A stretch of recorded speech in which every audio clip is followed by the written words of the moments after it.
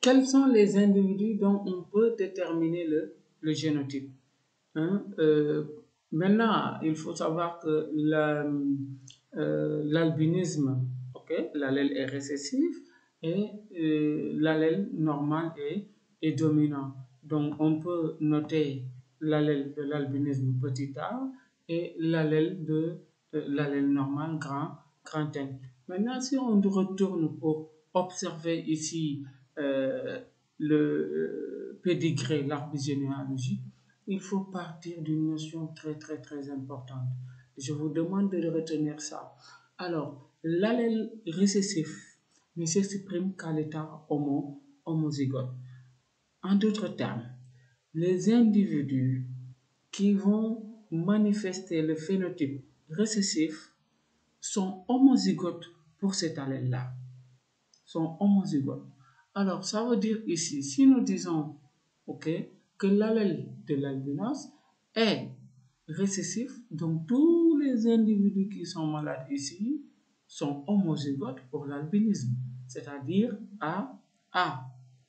Donc, on a dans la deuxième génération l'individu 3, 4 et 6. Et dans la quatrième génération, on a l'individu 2, 4, 6 et 8 qui sont des génotypes AA. Donc, c'est ce que nous avons ici.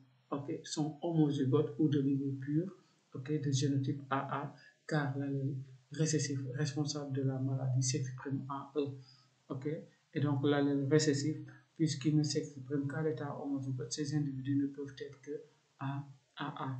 Maintenant, autre chose, c'est que lorsque vous avez des parents qui ont des individus qui sont malades, comme c'est le cas ici, si celui-là est de génotype AA, c'est que forcément il a reçu un A de son papa et l'autre A de sa maman. Et donc, si ces individus ont A chacun, ça veut dire que c'est des porteurs sains. Et s'ils ne sont pas malades, ça veut dire que l'allèle dominant est présent en eux. Ce qui fait qu'on peut directement déduire le génotype. Ils sont de génotype NA. Et c'est le cas également ici. Ces deux individus sont des porteurs sains et pourtant, ils ont des individus, ils ont ici des enfants malades. Donc, ils ont AA, donc ils ont reçu de 2. Donc, eux aussi, ils sont de génotype NA. Par contre, il serait difficile pour ces individus, voire impossible, de déterminer de façon exacte leur génotype.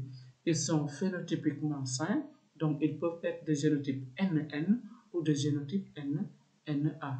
Donc ici, vous avez les individus, les parents là, c'est-à-dire grand 1 et 2, et grand 3 ici, 6 et 7, qui ont des enfants malades, donc forcément, ils sont de génotype hétérozygote NA, car ils ont des enfants malades qui sont homozygotes. Par contre, par exemple, pour les autres individus qui sont là, par exemple, 8, 9 et 10, 1, 2, 3 et 4, il est impossible de déterminer de façon exacte leur génotype. Ils sont phénotypiquement sains, donc peuvent être des génotypes NN ou des génotypes NA.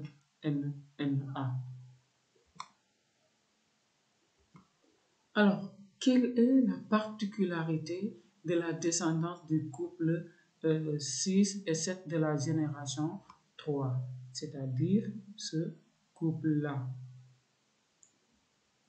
Voilà, ici, vous avez la génération 3 qui est là. Les individus 6 et 7, donc ils sont là. Quelle est la particularité de ces individus? Quand vous regardez dans cette génération qui est là, l'individu 2 de la deuxième génération est la sœur de l'individu 7.